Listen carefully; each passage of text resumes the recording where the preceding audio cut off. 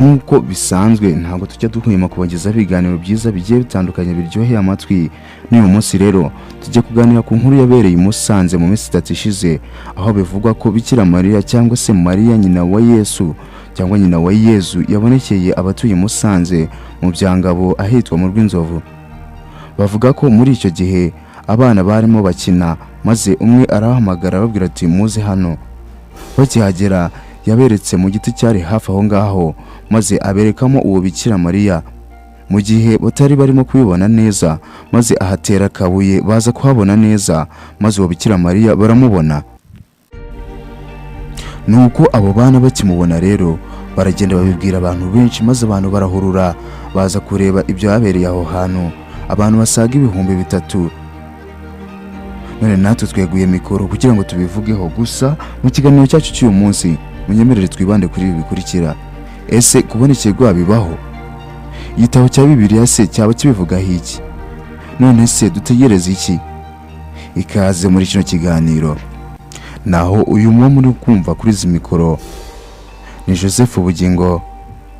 Niba wumva wakunze iyi video, reba hano handitse ngo subscribe kuri iyi Bugingo Empire, maze ukandeho kugira ngo tujye tubana mu biganiro byinshi bigiye bitandukanye Bugingo Empire ijye bategurira. Naho muri kino kiganiro uhawe ikaze.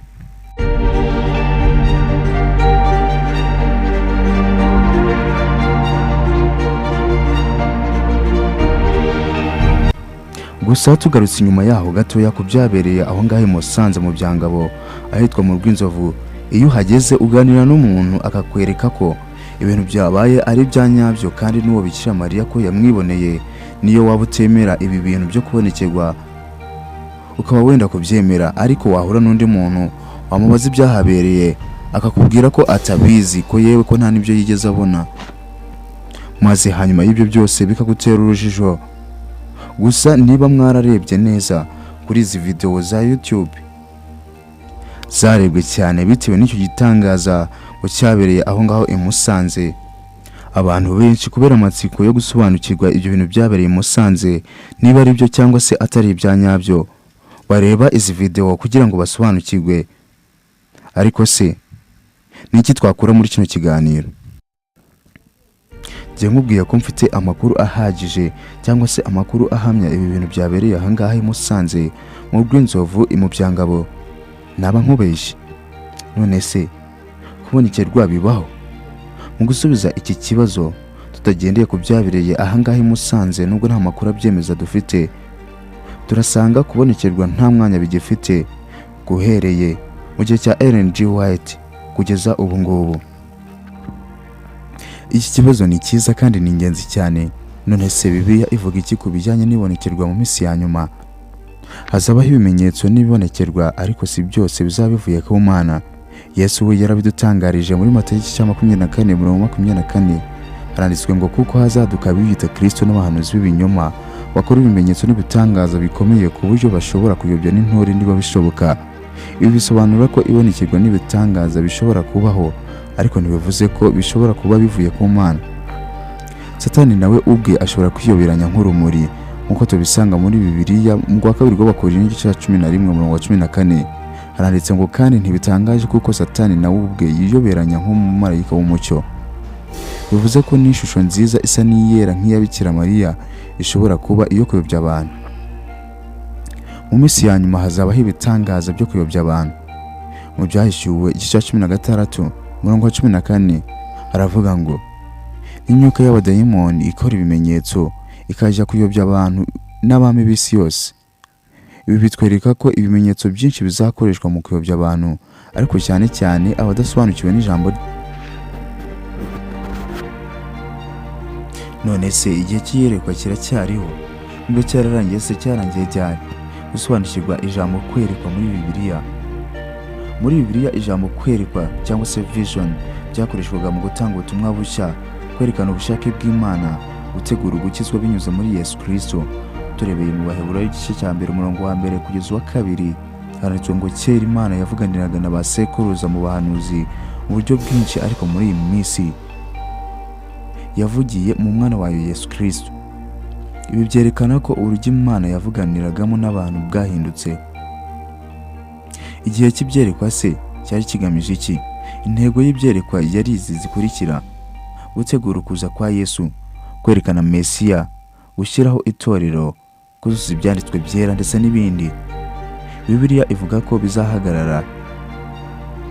Reba mu rwambere rw'Abakorinto igice cya 13 umurongo wa 8 kugeza umurongo wa 10 handitswe ngo ubuhanuzi buzarangira, indimi zizaceceka, ubumenyi buzashira, ariko ikintu gitunganye kigeze igice cy'igihe kizashira. Ikintu gitunganye ni iki? Ikintu gitunganye abigisha benshi ba Bibiliya bemera ko ari ibyanditswe byera byuzuye cyangwa se ubutumwa bwa Yesu Kristo bwujuje. Iyo Bibiliya imaze kuzuzwa ntihakenerwa ubundi butumwa bushya. Pawulo yerekanye ko ibyerekwa byari iby'igihe gito mu rwambere rw'Abakorinto igice cya 14 umurongo 22. Indimi ni ikimenyetso ku batizera, si ku bizera. Iyo ubutumwa bumaze kwakirwa n'isi, ibimenyetso biracika. Yesu ntiyigeze asezeranya ko ibyerekwa bizakomeza iteka ryose. Yesu yaravuze ati muri Yohana igice cya 20 umurongo 29 haranditswe ngo hahirwa abemeye batabanje kubona. Kwizera nyakuri ni kushingira ku kubona, ahubwo gushingira ku kwizera ijambo. Pawulo yihanangirije ku byo kongera ubutumwa bushya. Abagalatiya igice cya 1 umurongo wa 8 handitswe ngo niyo umumarayika wo mu ijuru yaza akababwiriza ubutumwa bunyuranye n'ubwo nababwiye, ntimuzabyemere. Ibi bisenya igitekerezo cy'uko hari ubundi butumwa bushya buje binyuze mu kwerekwa. Bibiliya irahagije.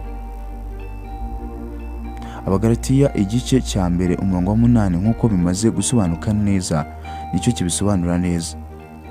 Bibiliya irahagije rwose.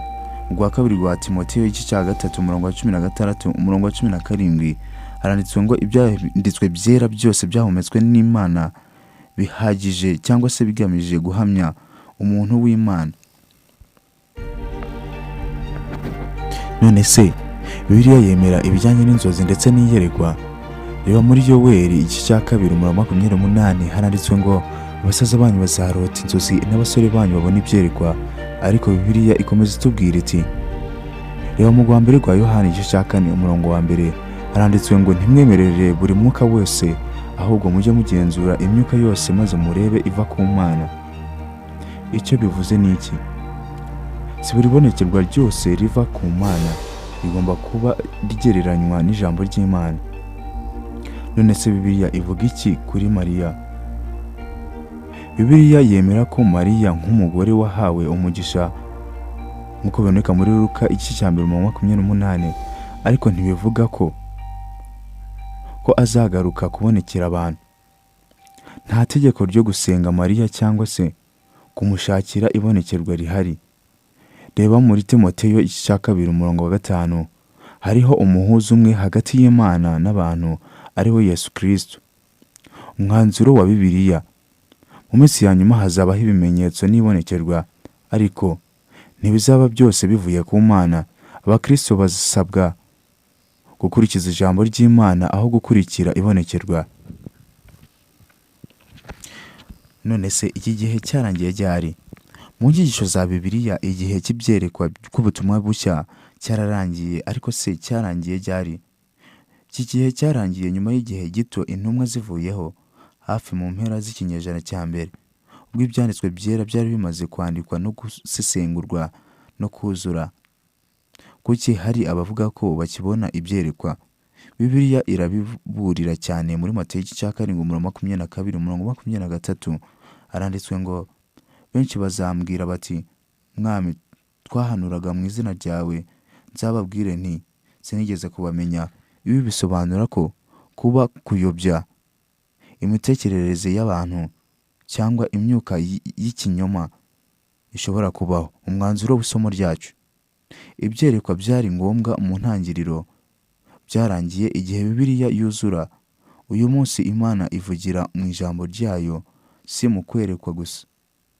Zaburi y'119 umurongo w'105: ijambo ryawe ni itara ry'ibirenge byanjye. Turagushimiye wowe twabanye muri kino kiganiro, naho ngiye gukomeza kumva kuri izi mikoro nitwe Joseph Bugingo, ndagushimiye naho ubutaha.